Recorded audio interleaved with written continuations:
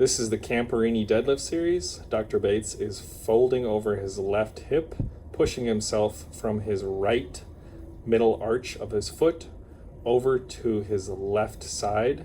He keeps his left knee in line with his left foot, and he wants to have his left hip get outside of his left knee. He inhales as he goes down, and he exhales as he comes up with folding over, feeling his left glute.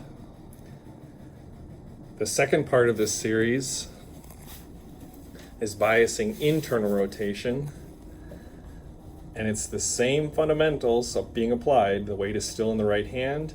He is pushing himself over to his left hip, having his left hip go outside of his left knee. 80% of the weight is in his left heel. He goes down with an inhale and then starts his exhale to come up through the hip, not feeling this in his low back at all. The third part of this series is a right-sided ER biased Camperini deadlift.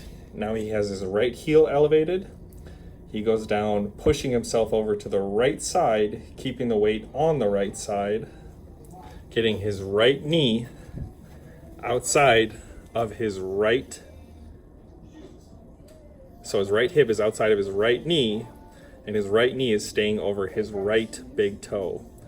Common mistakes on this exercise include letting the knee travel backwards as you go down into your hinge, as well as finding too much extension tone as you go down, feeling it in your lower back, or coming up, not through the hip, but rather through the low back, allowing your ribs to flare and getting a low back arch.